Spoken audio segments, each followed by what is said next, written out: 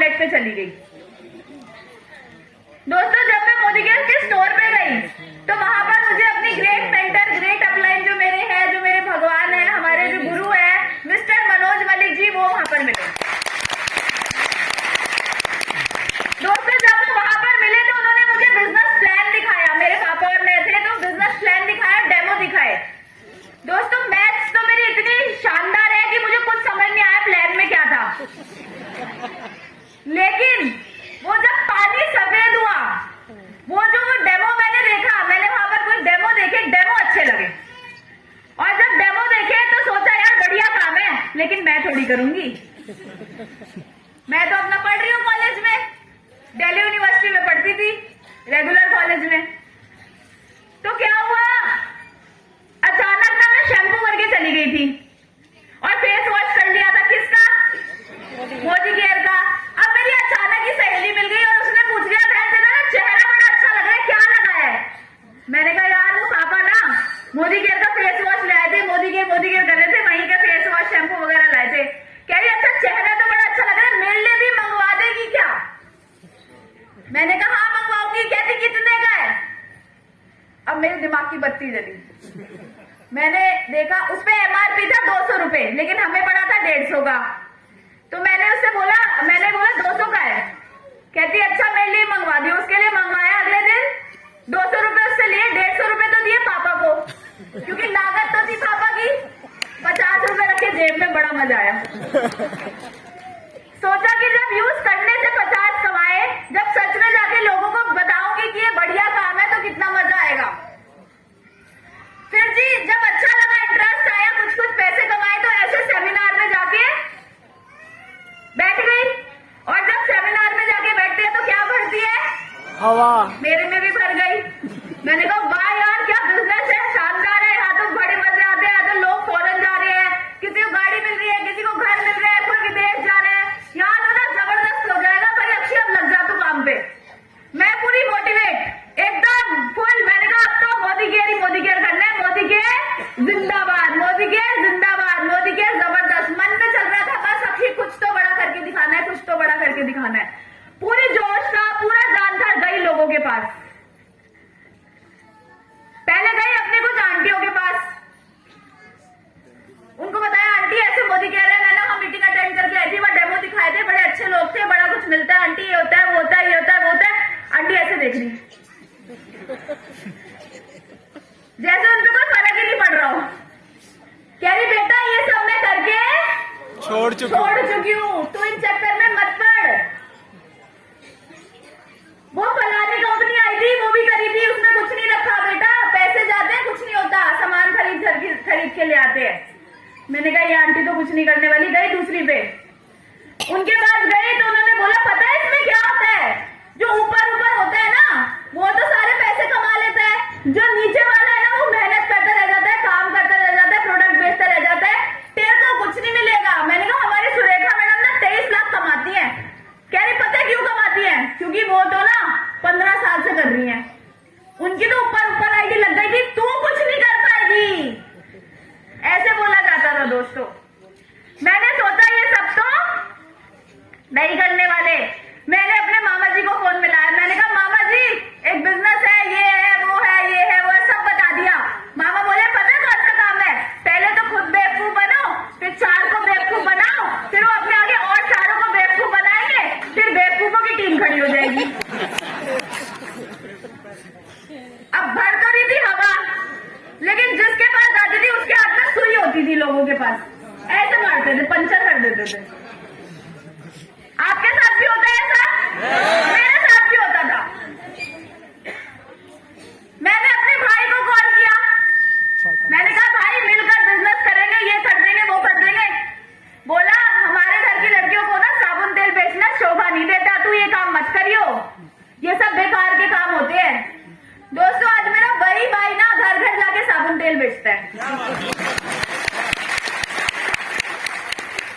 तो दोस्तों, जितने मुंह थे उतनी बातें थी, लेकिन मेरे को एक बात पता थी कि मैं अभी एक 60 गज के घर में रहती हूँ।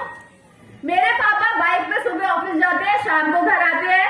मैं जानती थी कि मेरी मम्मी सुबह स्कूल पढ़ाती है, फिर ट्यूशन पढ़ाती है, रात को पीजी के लिए खाना वाना बनाती है। सुबह से लेकर रात तक मेरे माँ बाप मशीन बने रहते हैं। हम एक 60 गज के घर में रहते हैं। इस 60 गज के घर से कोई मामा चाचा पड़ोसी रिश्तेदार आके तो नहीं निकालेगा, इससे बाहर तो मुझे खुद ही निकलना है। तो मैंने किसी की नहीं सुनी। हालांकि बहुत डिमोटिवेशन फील होता था, बहुत ज्यादा लो फील करती थी, बहुत परेशान होती थी, लेकिन फिर आकर एक मीटिंग में बैठ जाती थी तो फिर मोटिवेट हो जाती थी। अपने अपलाइन के पास जाती थी, रोती थी, सर मेरा तो 10,000 आ रहा है, मैं तो पढ़ रही हूँ पर मैं तो बड़ी मेहनत भी कर रही हूँ, कॉलेज से सीधा मीटिंग में पहुंच जाती हूँ, तब भी मेरी इनकम क्यों नहीं बढ़ रही, मेरा काम क्यों नहीं बढ़ रहा, बिजनेस क्यों नहीं बढ़ रहा।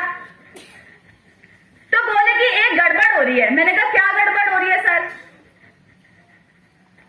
कहते कि तू ना लोगों को डेमो तो बहुत दिखा रही है, लोगों को जोड़ तो बहुत रही है, लेकिन जोड़ने के साथ साथ ना उन्हें सिस्टम में नहीं ला रही।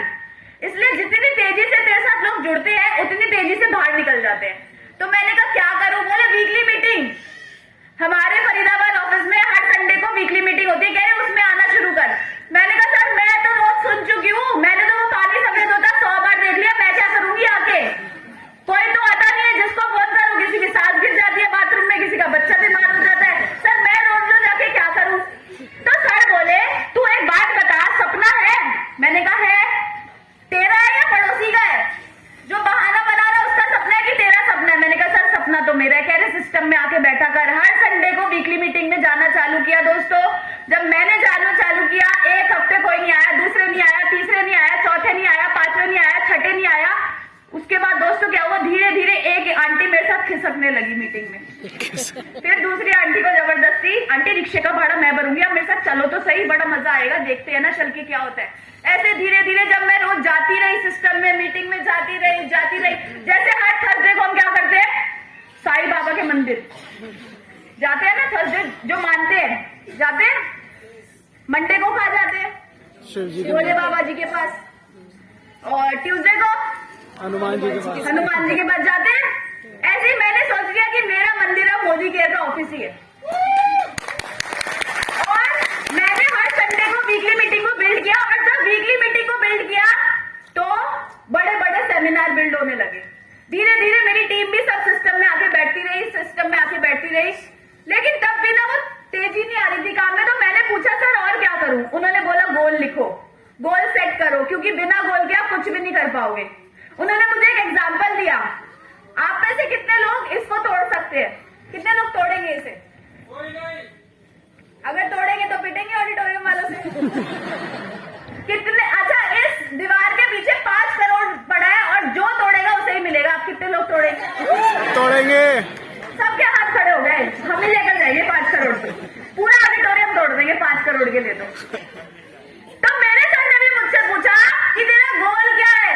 बोले जब तक गोल नहीं होगा तो गोल गोल ही घूमती रहेगी बेटा, अपना गोल सेट कर कि गोल क्या है।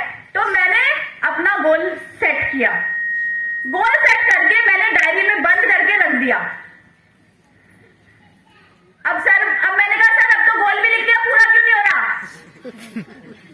बोले लिखने से नहीं होगा, विश्वास कर, डेली काम कर, दिन में मीटिंग दिखा, डेमो दिखा, प्लान दिखा, तभी तो फिर सपना पूरा होगा। और अपने गोल को बार बार बोल दुनिया के आगे। मैंने कहा सर नाक कट जाएगी। अगर गाड़ी लिख दी माँ बाप के लिए, नहीं आई ना तो पड़ोसी कोनी मार मार के पूछेगा आ गई तेरी गाड़ी, तब क्या करूंगी? बोले लिख तो सही, सोच तो सही, बोल तो सही। जब बोलने का दम नहीं रखेगी तो तेरा गोल पूरा कहां से होगा? जब बोल नहीं पाएगी तो लेकर कैसे आएगी, जब बोलने का ही दम नहीं रखेगी। तो मैंने अपने गोल को दोस्तों बोलना चालू किया। जब मैंने अपने गोल को बोला और अपने एक्शंस को बढ़ाया तो मेरा जो बिजनेस है वो बढ़ने लगा धीरे धीरे। जब मुझे लोग कहते थे बिजनेस नहीं चलेगा, मैं एक डेमो और करती थी। जब लोग कहते थे ये बेकार का काम है, मैं एक डेमो और करती थी। जब मुझे लोग कहते थे कि मैं प्रोडक्ट महंगे, मैं एक डेमो और करती थी। जब लोग मुझे रिजेक्ट करते थे तो मैं एक डेमो और करती थी। जब मुझे लोग कहते थे तू छोटी है, तुझे नहीं पता, ये सब बेकार है, तो मैं एक डेमो और करती थी, एक डेमो और करती थी, एक डेमो और करती थी, एक डेमो और करती थी, एक डेमो और करती थी, एक डेमो और करती थी, एक डेमो और करती थी, एक डेमो और करती थी। क्योंकि मैं जानती थी कि अगर मुझे टॉप तक जाना है तो मुझे भीड़ तो चाहिए ही नहीं, करने दो जिसको ना करना है, मुझे तो अपने जैसे 14 ही चाहिए।